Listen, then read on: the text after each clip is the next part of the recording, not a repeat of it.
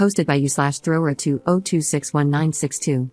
My husband, 30M, and I, 28F, got into an argument last night because we haven't been intimate in almost a month. This is because a couple of months ago, he was in a self-admitted manic state and took out multiple loans to gamble, losing all the money. We're talking upwards of $65K in loans from multiple banks. He also lost his job a month ago. We're in a terrible financial situation, so I've been working harder than ever at my job to make more money and help him pay off his debt. I work extra days and stay at work for up to 12 hours a day. I even volunteer to work at other locations for extra opportunities to make more money. Some of these are over an hour away. Last night, I came home from work after a 10-hour shift, physically exhausted and emotionally spent because we almost had an active shooter situation at my workplace, which stressed me out. He tried to initiate bedroom intimacy, but I was not in the mood, as I had been home for less than 10 minutes and he currently doesn't have a job, so he was able to relax all day waiting for me. He stood up, took my lingerie from one of my clothing racks, and threw it at my head, screaming, "Who are you wearing this for?" Because it's not for me. I couldn't even fathom entertaining that thought, so I tried to calm things down, but he kept going. Eventually, I just left the house and took a 2-hour drive. By the time I came home, he had fallen asleep. This morning, I went to work and noticed on our cameras that he had gone to sleep in the basement in the middle of the night and never came back up. By 3 p.m., I was extremely worried that something was wrong as he suffers from suicidal ideation, so I told my boss that I was leaving work early to check on him.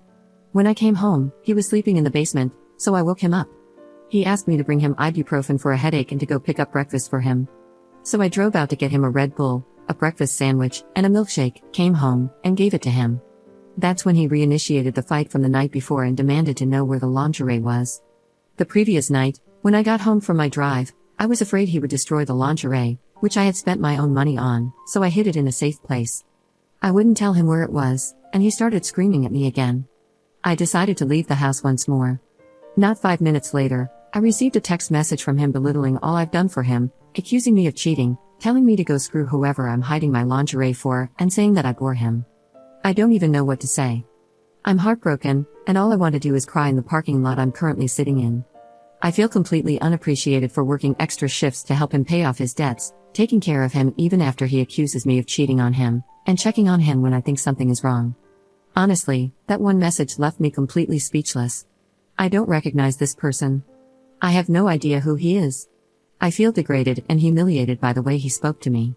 How do I respond to his accusations, and what am I supposed to do about the way he spoke to me in those text messages? I know he's going through a lot, but the way he's been talking to me has crushed my self-esteem. Edit.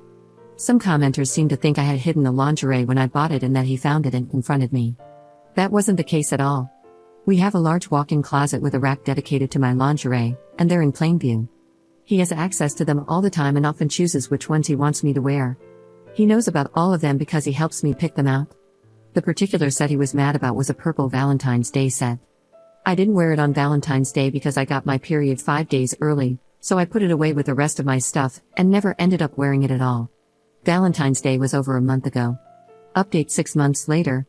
Hi, this is a follow-up that I feel is long overdue in this group. I feel I owe it to everyone who gave me advice in my original post. It's been a long and hard road since then, but hopefully, this reaches the people who reached out to me and gave me the tough advice I really needed to hear.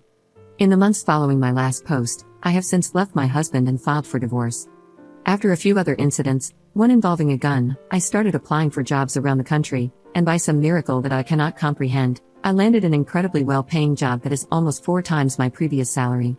I don't know how I managed to do it, aside from funneling all of my energy into one singular task that would allow me to leave. Once I got the job, I let my ex-husband know that I was going to be leaving without him.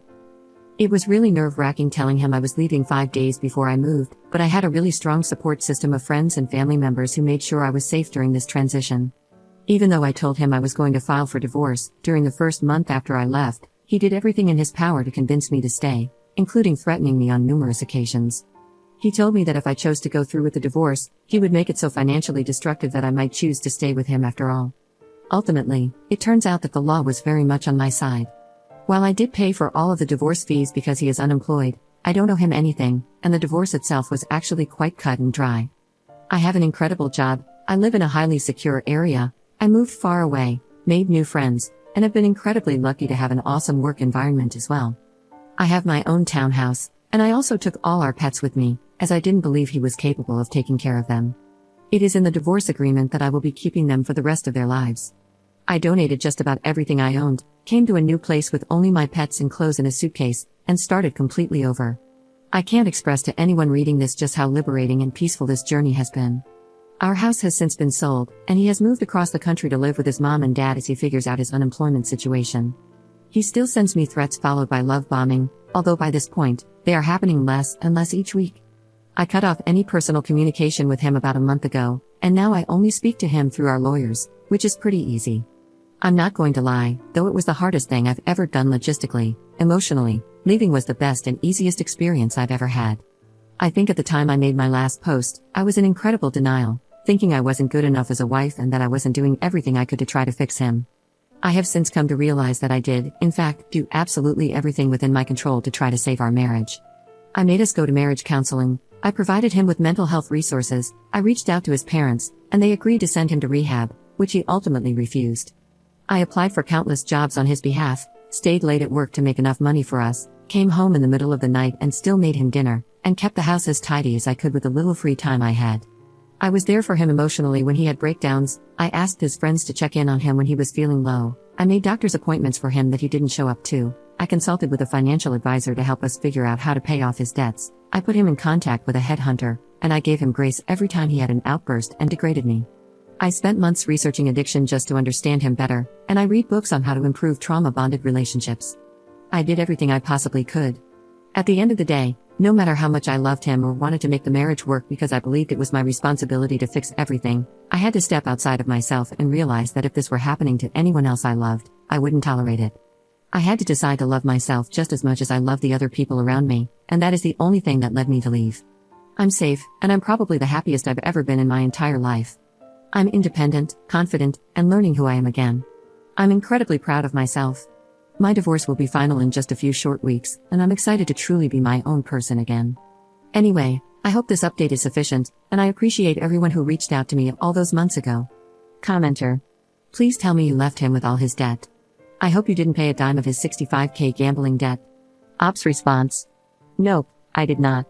Thankfully, the courts were very good to me, and I'm not responsible for paying any of his debt. The only reason I paid for the entire divorce was to expedite the whole process, because otherwise I would have had to wait until he started making money, which he still hasn't. He's been living with his parents for about 3 months, and as far as I know, he's still drinking and playing video games, and they're getting quite frustrated with him.